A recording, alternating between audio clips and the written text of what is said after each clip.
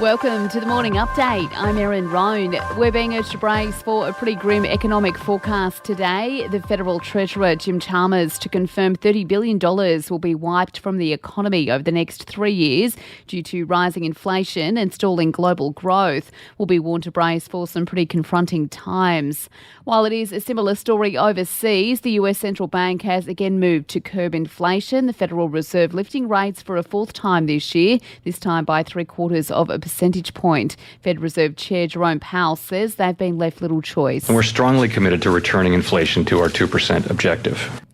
Higher interest rates and cost of living pressures will push down house prices across Australia's capital cities, with Sydney and Melbourne to experience the biggest drop. PropTrack's Cameron Cushers says prices will keep falling in 2023. Both Sydney and Melbourne will see the largest declines.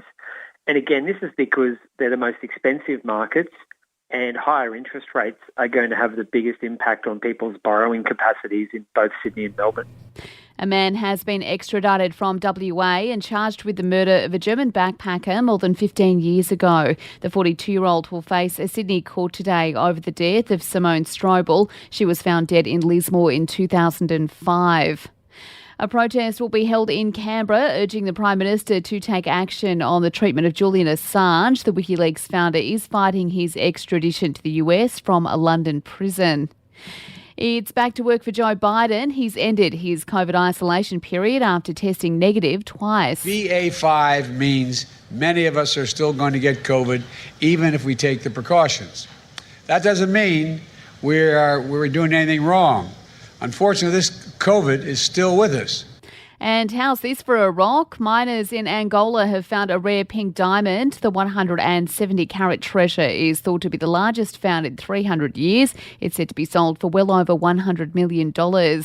To sport, it's brought to you by Ladbrokes Mates Mode, the better way to chat, share and bet together. T's and C's apply. And remember, gamble responsibly. Call 1-800-858-858. The Manly playing group refusing to wear the club's pride jersey have been told to stay away from Four Pines Park tonight for the side's clash against the Roosters amid concerns for their safety. Police have spoken with club officials and will work with the club to prevent any possible crowd misbehaviour. While Roosters coach Trent Robinson is applauding Manly's commitment to tackling discrimination. If someone said they weren't going to wear the Indigenous jersey, there'd be an outcry. 40 years ago that would have been the case. 80 years ago we wouldn't have had women in league round. We've moved on those fronts. We haven't moved on this. The Aussie women's cricket team will sit out the Commonwealth Games opening ceremony. They'll be preparing for their first T20 match. And knee soreness has forced Nick Kyrgios out of the Atlanta Open. For even more sports news, make sure you check out the Sports Update. You'll find it wherever you're listening to this show. In entertainment news, and Beyonce's upcoming album has been leaked. A French fan posting a pic of the cover of Renaissance, which was available for sale 2 days before its official release. Queen Bee asking fans to mass report any accounts who do the wrong thing.